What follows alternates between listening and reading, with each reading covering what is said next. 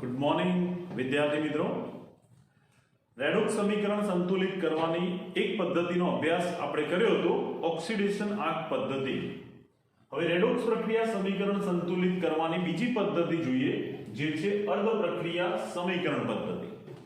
આ પદ્ધતિ પહેલી પદ્ધતિની જેમ જ આપણે રેડોક્સ સંતુલિત કરવા માટે ઉપયોગ કરીશું, પરંતુ અહીંયા ઓક્સિડેશન અને રિડક્શનની બે અર્ધ પ્રક્રિયાઓને અલગ લખીશું અને એને સંતુલિત કરીશું અને છેલ્લે એને સરવાળો કરીને સંતુલિત રેડોક્સ સમીકરણ મેળવીશું। તો થોડાક સ્ટેપમાં તફાવત છે, અર્ધ પ્રક્રિયાઓ અલગ કરવાની અને સરવાળો કરવાનો। એ સિવાય ઓક્સિડેશન આંક પદ્ધતિની જેમ બાકીના પદ મોટા ભાગના બધા સિમિલર છે, તો મજા આવશે, ધ્યાન આપજો। સૌથી પહેલા ઓક્સિડેશન અર્ધ પ્રક્રિયા સમીકરણ પદ્ધતિમાં કયા સોપાન આવે એ સોપાન આપણે યાદ રાખવાના રહેશે અને અહીંયા ઇલેક્ટ્રોન ઉમેરવાનું એક પદ વધારાનું આવશે। તો સોપાન તમારે અર્ધ પ્રક્રિયા સમીકરણ પદ્ધતિ માટે યાદ રાખવાના, જેના માટે આપણે એક રેડોક્સ નો ઉપયોગ કરી અને સીધો એને એપ્લાય કરીએ। ઓકે, તો ધ્યાન આપજો। એક સમીકરણ અહીંયા છે જેને આપણે અર્ધ પ્રક્રિયા સમીકરણ પદ્ધતિથી સંતુલિત કરીશું। તો પહેલું સોપાન આ પદ્ધતિમાં પણ ઓક્સિડેશન આંકની જેમ પહેલું સોપાન છે કે દરેક તત્વનો ઓક્સિડેશન આંક લખો અને ઓક્સિડેશન આંક લખી અહીંયા વધારાનું શું આવશે કે બે અર્ધ પ્રક્રિયાઓને અલગ કરો। તો ઓક્સિડેશન આંક લખી બંને અર્ધ પ્રક્રિયાઓ એને અલગ દર્શાવો, બંને અર્ધ પ્રક્રિયાઓ અલગ લખો। તો બંને અર્ધ પ્રક્રિયાઓ એટલે ઓક્સિડેશન અને રિડક્શન અર્ધ પ્રક્રિયા। તો ઓક્સિડેશન આંક લખી દઈએ નિયમો એપ્લાય કરીને। સલ્ફર તટસ્થ પરમાણુ છે, ઓક્સિડેશન આંક 0 થશે। HNO3 માં હાઇડ્રોજન ઓક્સિડેશન આંક +1, ઓક્સિજન ઓક્સિડેશન આંક -2, નિયમ 5। આ બંને ઉપરથી નાઇટ્રોજનનો ઓક્સિડેશન આંક ગણીએ તો ઓક્સિજનનો ઓક્સિડેશન આંક -2 એવા 3 ઓક્સિજનનો -6 થશે। તો ધન વીજભાર +6 થવો જોઈએ। +1 છે તો ખૂટે કેટલો? તો +5 ખૂટે, જે નાઇટ્રોજન પરમાણુનો ઓક્સિડેશન આંક થશે। આ જ પ્રમાણે H2SO4 માં હાઇડ્રોજન +1, ઓક્સિજન -2 અને એના આધારે સલ્ફરનું બનીએ તો +1 એવા 2, +2 ઓક્સિજન -2 એવા 4, -8। તો સલ્ફરનો ઓક્સિડેશન આંક ઋણ વીજભાર -8 તો ધન વીજભાર +8 થવા માટે +6 ખૂટે। આમ સલ્ફરનો ઓક્સિડેશન આંક થશે +6, બરાબર। હવે જ પ્રમાણે NO નાઇટ્રિક ઓક્સાઇડમાં નાઇટ્રોજનની સાપેક્ષે ઓક્સિજન વધુ વિદ્યુત ઋણ, ઓક્સાઇડમાં એનો ઓક્સિડેશન આંક -2 હોય તો નાઇટ્રોજન એનો ઓક્સિડેશન આંક +2 થશે। આખું સંયોજનનો વીજભાર 0 થાય માટે। તો આ પ્રમાણે પહેલા પદમાં દરેક તત્વનો ઓક્સિડેશન આંક ગણીશું। હવે ઓક્સિડેશન આંક લખ્યા પછી આ જ પદમાં આપણે બંને અર્ધ પ્રક્રિયાઓને અલગ લખીશું। તો અહીંયા આપણે જોઈએ કે ઓક્સિડેશન જેનું થશે એને આપણે ઓક્સિડેશન અર્ધ પ્રક્રિયા, ઉપરથી ટૂંકમાં એને લખીશું OHR, જેને કહેવાય ઓક્સિડેશન હાફ રિએક્શન, ગુજરાતીમાં ઓક્સિડેશન અર્ધ પ્રક્રિયા। અને એ પ્રમાણે જેનું રિડક્શન થતું હશે એને આપણે લખીશું રિડક્શન અર્ધ પ્રક્રિયા તરીકે RHR, રિડક્શન હાફ રિએક્શન, ઉપરથી RHR વડે ટૂંકમાં લખીશું। હવે જોઈએ ઉપરના સોપાન 1 પરથી સલ્ફરનો ઓક્સિડેશન આંક 0 હતો, જેમાંથી +6 થયો એટલે વધારો થયો કહેવાય। ઓક્સિડેશન આંકમાં વધારો થાય તો એ ઓક્સિડેશન થયું કહેવાય। આમ સલ્ફરનું H2SO4 માં ઓક્સિડેશન થાય છે। તો આપણે પ્રક્રિયક બાજુ સલ્ફર અને પ્રક્રિયાને અંતે એ શેમાં ફેરવાયો? H2SO4 એટલે એને નિપજ બાજુ લખીશું। આ થશે ઓક્સિડેશન અર્ધ પ્રક્રિયા, જેમાં સલ્ફરનો ઓક્સિડેશન આંક 0 અને અહીંયા H2SO4 માં સલ્ફરનો ઓક્સિડેશન આંક +6 થાય। રિડક્શન અર્ધ પ્રક્રિયામાં જોઈએ નાઇટ્રોજનનો ઓક્સિડેશન આંક +5 હતો અને તે ઘટીને નિપજ બાજુ +2 થાય છે. +5 માંથી +2 એટલે આ 3 નો ઘટાડો કહેવાય. તો એને રિડક્શન અર્ધ પ્રક્રિયા તરીકે લખીએ. HNO3 જે નાઇટ્રિક એસિડ છે એ પ્રક્રિયક તરફ લખીશું HNO3 અને એનું રિડક્શન થાય છે નાઇટ્રિક ઓક્સાઇડ NO માં, જેનો ઓક્સિડેશન આંક નાઇટ્રોજન એનો +5 હતો જે ઘટીને નાઇટ્રિક ઓક્સાઇડ માં +2 થાય છે, જે ઘટાડો દર્શાવે માટે એ રિડક્શન પ્રક્રિયા થશે. આ સિવાય હાઇડ્રોજન ઓક્સિડેશન આંક +1 જ રહે છે, ઓક્સિજનનો -2 જ રહે છે, માટે એ પ્રેક્ષક આયન તરીકે વર્તશે. તો પહેલું સોપાન ઓક્સિડેશન આંક લખી અર્ધ પ્રક્રિયાઓ અલગ કરવાની. હવે બીજા સોપાન તરફ આગળ વધીએ. તો બીજું સોપાન આ બંને અર્ધ પ્રક્રિયાઓને આપણે આ રીતે અલગ દર્શાવીશું. ઓક્સિડેશન અર્ધ પ્રક્રિયા, રિડક્શન અર્ધ પ્રક્રિયા. સોપાન નંબર 2 બીજું સોપાન લખીએ અને એ સોપાન પ્રમાણે પ્રક્રિયામાં આગળ ફેરફાર કરતા જઈશું. તો સોપાન 2 અર્ધ પ્રક્રિયાઓ અલગ કર્યા પછી અર્ધ પ્રક્રિયાઓમાં હાઇડ્રોજન ઓક્સિજન સિવાયના જે ઓક્સિડેશન આંકનો ફેરફાર પામે છે એવા પરમાણુનું સંતુલન કરવાનું રહેશે. તો બીજા સોપાનમાં આવશે ઓક્સિડેશન આંકનો ફેરફાર પામતા પરમાણુનું સંતુલન કરવું. સોપાન 2 ઓક્સિડેશન આંક નો ફેરફાર થતો હોય તેવા પરમાણુનું સંતુલન કરો.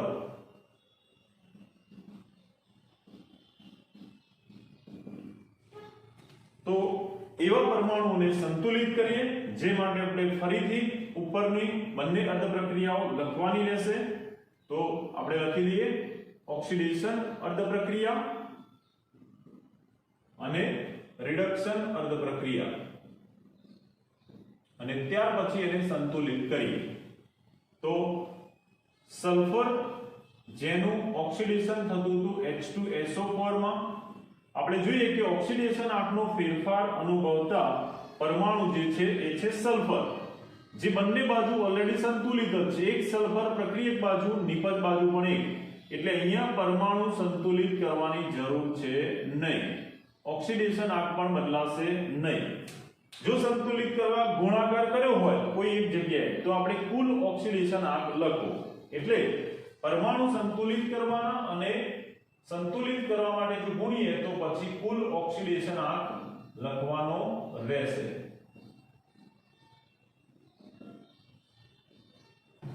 ચલો હવે જ પ્રમાણે અહીંયા જોઈએ આપણે પ્રક્રિયક બાજુ રિડક્શન અર્ધ પ્રક્રિયામાં HNO3 માંથી રિડક્શન થઈ અને બને છે નાઇટ્રિક ઓક્સાઇડ, જેમાં એનો ઓક્સિડેશન આંક +5 માંથી +2 થાય. અહીંયા પણ નિપજ પ્રક્રિયક બાજુ એક નાઇટ્રોજન, ઓક્સિડેશન આંકનો ફેરફાર પામતો પરમાણુ છે નાઇટ્રોજન, જે પ્રક્રિયક બાજુ એક છે, નિપજ બાજુ એક છે. આમ બંને બાજુ પરમાણુ સંતુલિત જ છે, માટે કોઈ સહગુણક વડે ગુણવાની જરૂર નહીં રહે અને ઓક્સિડેશન આંકમાં પણ કોઈ ફેરફાર કરવાનો રહેશે નહીં. પરંતુ જો સંતુલિત કરવા માટે ધારો કે અહીંયા N2O હોત અને આપણે 2 વડે ગુણવું પડ્યું હોત, નાઇટ્રોજન 2 કરવા માટે, તો એનો કુલ ઓક્સિડેશન આંક લખો 2 + 2 × 5 એટલે +10 એ રીતે. પણ અહીંયા બંને પરમાણુ સંતુલિત છે, માટે કોઈ પ્રકારનો ફેરફાર કરવાની જરૂર નથી ઓક્સિડેશન આંકમાં કે પ્રક્રિયામાં. હવે સોપાન 2 બાદ આપણે આગળ વધીએ ત્રીજા સોપાનમાં. સોપાન નંબર 3. ત્રીજું સોપાન જે છે એમાં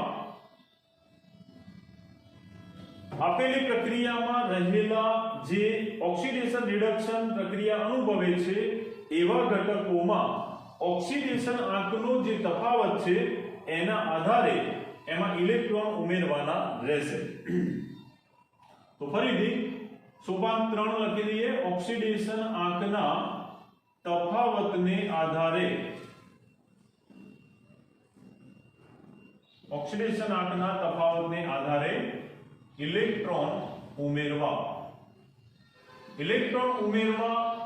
નું પદ એ માત્ર આ અર્ધ પ્રક્રિયા સમીકરણ પદ્ધતિમાં જ આવશે ઓક્સિડેશન આંક પદ્ધતિમાં ઇલેક્ટ્રોન ઉમેરવાનું આવતું ન એટલે આ પદ એ અહીંયા ફર્સ્ટ ટાઈમ આવશે તો ફરીથી આપણે બંને અર્ધ પ્રક્રિયાઓ લખી દઈએ ઓક્સિડેશન અર્ધ પ્રક્રિયા OHR અને રિડક્શન અર્ધ પ્રક્રિયા ફરીથી આને લખી અને કઈ બાજુ ઇલેક્ટ્રોન ઉમેરીશું કેવી રીતે ધ્યાન આપજો તો ઉપર મુજબ પ્રક્રિયાને ફરીથી લખી દઈએ સલ્ફર it gives H2SO4 એ રીતે રિડક્શન અર્ધ પ્રક્રિયા જે હતી HNO3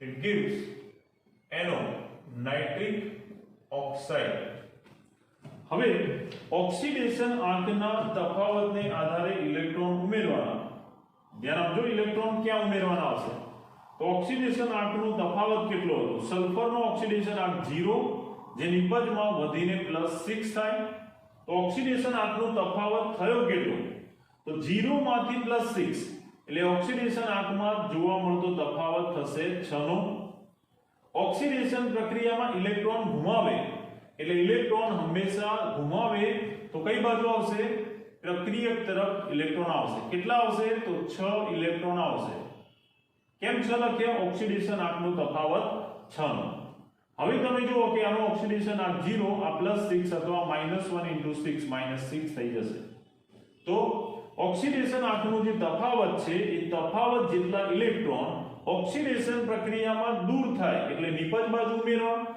જ્યારે રિડક્શન અર્ધ પ્રક્રિયામાં ઓક્સિડેશન આંકનો તફાવત જોઈએ નાઇટ્રોજન જેનો ઓક્સિડેશન આંક હતો +5 જે ઘટીને થાય છે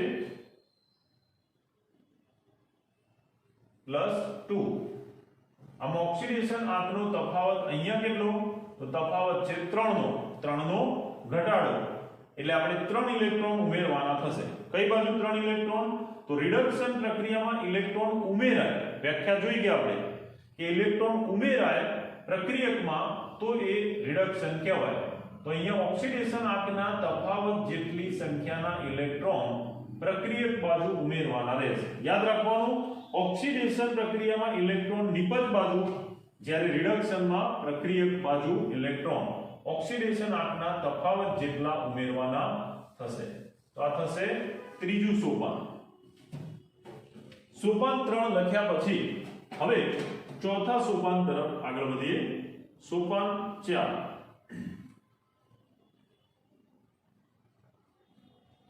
ચોથું સોપાન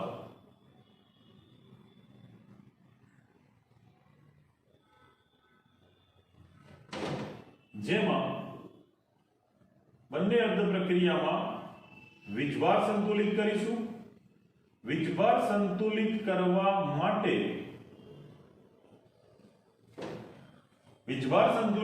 માટે આપેલા માધ્યમને આધારે H+ ઉમેરીશું કે OH- ઉમેરીશું એ માધ્યમને આધારે નક્કી થશે તો ચોથું પદ જે છે વીજભાર સંતુલિત કરો વીજભાર સંતુલિત કરવા માટે આપેલ માધ્યમને આધારે કોને ઉમેરીને વીજભાર સંતુલિત કરીશું એ નક્કી કરવાનું થાય જેમ આગળ ઓક્સિડેશન આંક પદ્ધતિમાં જોઈ ગયા એ પ્રમાણે જો આપેલું માધ્યમ એસિડિક હોય તો એસિડિક માધ્યમમાં H+ ઉમેરીને અને બેઝિક માધ્યમ હોય તો OH- ઉમેરીને વીજભાર સંતુલિત કરવામાં આવે છે તો અહીંયા માધ્યમને આધારે આપણે વીજભાર સંતુલિત કરીએ ધ્યાન આપજો માધ્યમને આધારે એસિડિક માધ્યમ હોય તો H+ બેઝિક માધ્યમ હોય તો OH- અહીંયા આપેલું માધ્યમ છે એસિડિક એટલે વીજભાર સંતુલિત કરવા માટે જરૂરી H+ અને H2O H+ અને H2O યોગ્ય બાજુએ ઉમેરીશું. ફરીથી ઉપર મુજબ ઓક્સિડેશન અને રિડક્શનની અર્ધ પ્રક્રિયાઓ લખી દઈએ. ઓક્સિડેશન અર્ધ પ્રક્રિયા, રિડક્શન અર્ધ પ્રક્રિયા.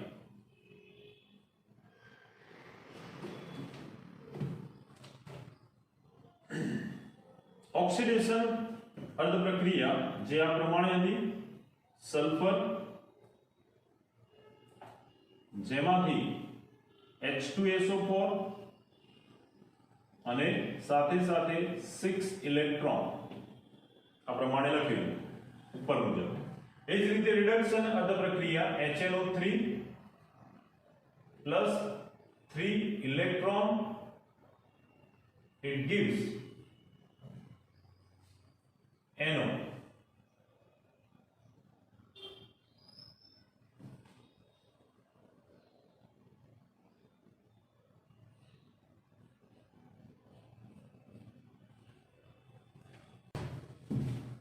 હવે થોડું નીચે લખી શકાય એ રીતે જોઈએ આપણે. ચલો ધ્યાન આપજો. હવે ચોથું સોપાન જેમાં વીજભાર સંતુલિત કરવા માટે માધ્યમને આધારે જરૂરી H+ અને H2 ઉમેરવા. તો બંને બાજુ આપણે જોઈએ કે વીજભાર કેટલો છે. આ બાજુ વીજભાર 0, આનો વીજભાર તટસ્થ હોવાથી 0, આ -1 એવા 6 -6. તો વીજભારનો તફાવત કેટલો? 6 નો તફાવત થશે. માટે એસિડિક માધ્યમ છે એટલે આપણે H+ ઉમેરીશું. કઈ બાજુ ઉમેરીશું? જ્યાં વીજભાર ઓછો હશે ત્યાં H+ ઉમેરીશું. જેમ કે નિપજ બાજુ આની સાપેક્ષે ઓછો હોવાથી 6H+ ઉમેરીએ તો હવે વીજભાર સંતુલિત થયો કે નહીં? તો +1 એક H+ નો એવા 6H+ નો +1 * 6 + 6 વીજભાર થશે. માટે આ થઈ જશે 0, વીજભાર સંતુલિત. હવે આ જ પ્રમાણે વીજભાર સંતુલિત થાય સાથે સાથે હાઇડ્રોજન ઓક્સિજન સંતુલિત થાય માટે H2O પણ ઉમેરવાના. આપણે જોઈ લઈએ કે વીજભાર તો બંને બાજુ 0 0 થઈ ગયો સંતુલિત, પણ H અને O સંતુલિત થયા કે નહીં? તો હાઇડ્રોજન પરમાણુ નિપજ બાજુ છે 2 અને આ 6, કુલ 2 અને 6 8 હાઇડ્રોજન. એને સંતુલિત કરવા માટે પ્રક્રિયક બાજુ H2O ઉમેરીશું. કુલ 2 અને 6 8 હાઇડ્રોજન માટે કેટલા H2O ની જરૂર પડશે? તો 8 હાઇડ્રોજન માટે 4 મોલ, એટલે 4 × 8 હાઇડ્રોજન થઈ ગયા નિપજ જેટલા 8. સાથે સાથે ઓક્સિજન થયા કે નહીં એ પણ જોઈ લઈએ. તો 4 ઓક્સિજન નિપજ બાજુ. આ પ્રમાણે વીજભાર સંતુલિત કરવાનો, સાથે સાથે હાઇડ્રોજન ઓક્સિજન પણ માધ્યમની આધારે ઉમેરવામાં આવતા H+ અને H2O એસિડિક છે એટલે ઉમેરવાથી સંતુલિત થશે. ચલો એ જ પ્રમાણે રિડક્શન અર્ધ પ્રક્રિયામાં પહેલા વીજભાર સંતુલિત કરીએ, જે માટે H+ ઉમેરીએ. તો આનો વીજભાર 0, આનો -1 એવા 3 -3 ઇલેક્ટ્રોનનો, આનો 0. તો 3H+ ઉમેરવા પડશે તફાવત જેટલા. કઈ બાજુ? જ્યાં વીજભાર ઓછો છે ત્યાં, એટલે કે પ્રક્રિયક બાજુ 3H+ ઉમેરીશું. હવે H+ 3 ઉમેરી દીધા તફાવત જેટલા. અને હવે આપણે જોઈએ કે હાઇડ્રોજન ઓક્સિજન બંને બાજુ સંતુલિત છે કે નહીં. તો હાઇડ્રોજન પ્રક્રિયક બાજુ છે 3 અને આ 4 હાઇડ્રોજન પ્રક્રિયક બાજુ, જેના માટે નિપજ બાજુ H2O ઉમેરવા પડશે. H2O કેટલા ઉમેરવા પડશે? તો 1 અને 3 કુલ 4 હાઇડ્રોજન માટે આપણે H2O ના 2 મોલ ઉમેરવા પડશે. 2 મોલ H2O ઉમેરવા પડશે. હવે હાઇડ્રોજન 3 ને 1 4, આ પણ 4 થઈ ગયા. ઓક્સિજન પણ પ્રક્રિયક બાજુ 3, આ 1 અને 2 H2O ના, એમ કુલ 2 ને 3 ઓક્સિજન પણ સંતુલિત થાય છે. ચોથું સોપાન બરાબર ધ્યાનથી 2-3 વાર રિવાઇઝ કરજો. પણ કેવી રીતે વીજભાર અને H તથા O સંતુલિત કરવો એ શીખવું પડશે. ઓકે, પ્રેક્ટિસ કરવાથી આ બધું આવડી જશે. હવે આપણે જોઈએ સોપાન 5, પાંચમું સોપાન. તો સોપાન 5 એમાં સંતુલિત કરવાના આવશે બંને બાજુ ઇલેક્ટ્રોન સંખ્યા. એટલે પાંચમા સોપાનમાં બંને બાજુ ઇલેક્ટ્રોન સંખ્યા સમાન કરવી, જેને ટૂંકમાં આપણે લખીશું ઇલેક્ટ્રોન સમાનીકરણ કરવું. ઇલેક્ટ્રોન સમાન કરવા માટે ઓક્સિડેશન અર્ધ પ્રક્રિયા અને રિડક્શન અર્ધ પ્રક્રિયા બંનેના ઇલેક્ટ્રોન સમાન કરવા માટે કોઈ એક અર્ધ પ્રક્રિયા કે બંને અર્ધ પ્રક્રિયાને યોગ્ય સહગુણક વડે ગુણવું પડે. હવે ઓક્સિડેશન અર્ધ પ્રક્રિયામાં ઇલેક્ટ્રોન સંખ્યા છે 6, રિડક્શન અર્ધ પ્રક્રિયામાં ઇલેક્ટ્રોન છે 3. તો બંને બાજુ 6 ઇલેક્ટ્રોન કરવા માટે આ રિડક્શન અર્ધ પ્રક્રિયાના ઇલેક્ટ્રોન એને 2 વડે ગુણવું પડશે. એટલે આખી રિડક્શન પ્રક્રિયાને 2 વડે ગુણવું પડશે. 2 વડે આખી રિડક્શન પ્રક્રિયાને ગુણીએ તો હવે એ આ પ્રમાણે ફેરફાર થશે. તો ઇલેક્ટ્રોન સંખ્યા સમાન કરવા રિડક્શન અર્ધ પ્રક્રિયાને 2 વડે ગુણીશું, જેથી આ રિડક્શન અર્ધ પ્રક્રિયા આ પ્રમાણે થશે. ઓક્સિડેશન પ્રક્રિયામાં ઇલેક્ટ્રોન 6 છે, એને કશા વડે ગુણવાની જરૂર નથી. પણ જો અહીંયા 3 અને અહીંયા 2 હોત તો આ 2 વાળી આખી ઓક્સિડેશન પ્રક્રિયા 3 વડે અને 3 ઇલેક્ટ્રોન વાળી પ્રક્રિયા 2 વડે ગુણવાની થાય. આમ જરૂરિયાત મુજબ ઇલેક્ટ્રોન સમાનીકરણ કરવા યોગ્ય બાજુએ યોગ્ય અર્ધ પ્રક્રિયાને ગુણવાનું રહેશે. તો અહીંયા માત્ર રિડક્શન અર્ધ પ્રક્રિયાને ગુણવાનું રહેશે, જે બાદ એના 2 વડે ગુણતા, ધ્યાન આપજો આપણે 2 વડે ગુણીએ છીએ આને, તો હવે આ થઈ જશે 2HNO3. એ રીતે આને 2 વડે ગુણતા 2 ગુણ્યા 3 6 ઇલેક્ટ્રોન. એ રીતે આને 2 વડે ગુણતા 2 તરી 6H+. એ રીતે અહીંયા 2 વડે ગુણતા 2 મોલ નાઇટ્રિક ઓક્સાઇડ અને અહીંયા 2 વડે ગુણતા 2 દુ 4H2O થશે. તો આ પ્રમાણે રિડક્શન પ્રક્રિયા થઈ. ઓક્સિડેશન અર્ધ પ્રક્રિયા એમાં ગુણવાની જરૂર નથી, એટલે એને આપણે એમને એમ લખી દઈશું ઉપર મુજબ, જે આ પ્રમાણે હતી. Sulphur plus 4H2O, it gives H2SO4 plus 6 electron અને 6H+ ઉમેર્યા હતા. ઉપરથી પ્રક્રિયા લખતી વખતે કોઈ ભૂલ પડવી જોઈએ નહીં. ઉપરનું જોઈને જ લખવાનું છે, બરાબર? તેમ છતાં જો ધ્યાન ના હોય તો ભૂલ પડી શકે. ચલો હવે સોપાન 5 પૂરું થયા પછી આ પદ્ધતિ વડે સંતુલિત કરવા માટેનું છેલ્લું સોપાન 6, જેની સાથે રેડોક્સ સંતુલિત થઈ જશે. તો સોપાન 6 માં શું કરવાનું? બંને અર્ધ પ્રક્રિયા એમાં પરમાણુ વીજભાર ઇલેક્ટ્રોન સમાન થયા પછી આ બંને અર્ધ પ્રક્રિયાઓનો સરવાળો કરીશું. બંને અર્ધ પ્રક્રિયાઓનો સરવાળો કરી સંતુલિત રેડોક્સ સમીકરણ મેળવો.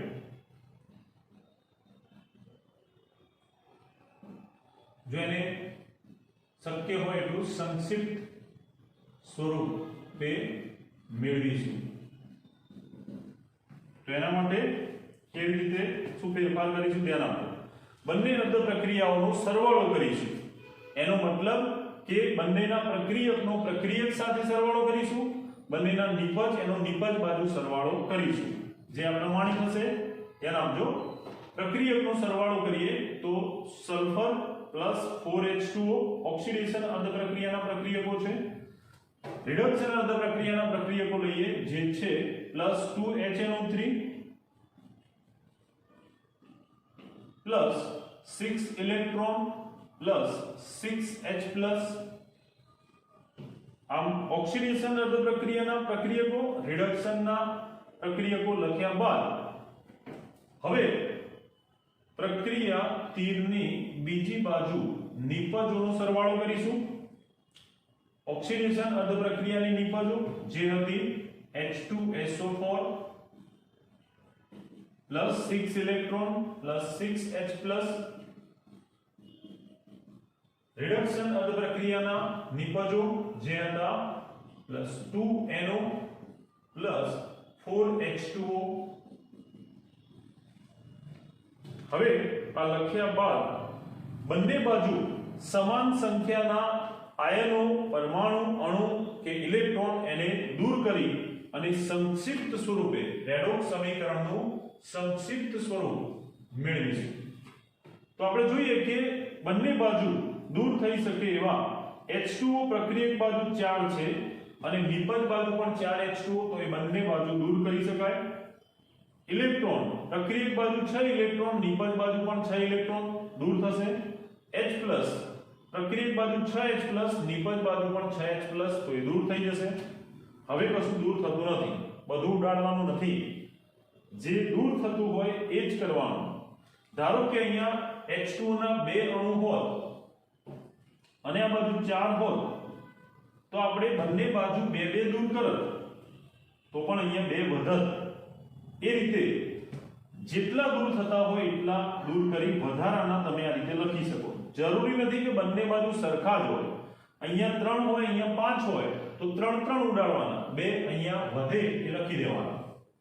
ચલો આ પ્રમાણે બંને બાજુ સમાન સંખ્યાના અણુ અને ઇલેક્ટ્રોન દૂર કર્યા પછી સંતુલિત રેડોક્સ ને સંક્ષિપ્ત સ્વરૂપે લખીએ તો રેડોક્સનું સંક્ષિપ્ત સ્વરૂપ આ પ્રમાણે થશે: સલ્ફર પ્લસ 2HNO3, પ્રક્રિયક બાજુ માત્ર સલ્ફર અને 2 મોલ HNO3 જ વધે, જ્યારે નિપજ બાજુ વધે છે H2SO4 અને +2NO, નાઇટ્રિક ઓક્સાઇડના 2 મોલ. તો આ થશે સંતુલિત રેડોક્સ સમીકરણ નું સંક્ષિપ્ત સ્વરૂપ. આપણી રેડોક્સ સંતુલિત છે કે નહીં એ તાળો મેળવીને નક્કી કરી શકાય. જેમ કે બંને બાજુ પરમાણુને વીજભાર સંતુલિત કરો. સલ્ફર પરમાણુ પ્રક્રિયક બાજુ 1, નિપજ બાજુ 1. હાઇડ્રોજન પ્રક્રિયક બાજુ 2, નિપજ બાજુ પણ 2 હાઇડ્રોજન. નાઇટ્રોજન 2, અહીંયા પણ નિપજ બાજુ 2 નાઇટ્રોજન. ઓક્સિજન 2 ગુણ્યા 3 6, અહીંયા 4 અને આ 2 6 ઓક્સિજન થઈ ગયા.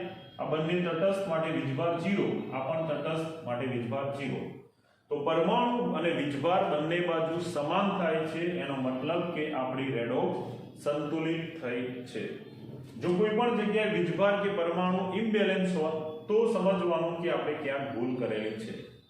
પણ ઉપરથી જ કાળજીપૂર્વક કરતા જવાનું. શરૂઆતમાં થોડીક રેડોક્સ કાળજીપૂર્વક કરવાની, ભલે વધારે સમય લાગે, પછી એકવાર તમને ગ્રીપ આવી જાય દરેક પદમાં, પછી તમે એને ઝડપથી કરી શકો, પણ ભૂલ પડવી જોઈએ નહીં.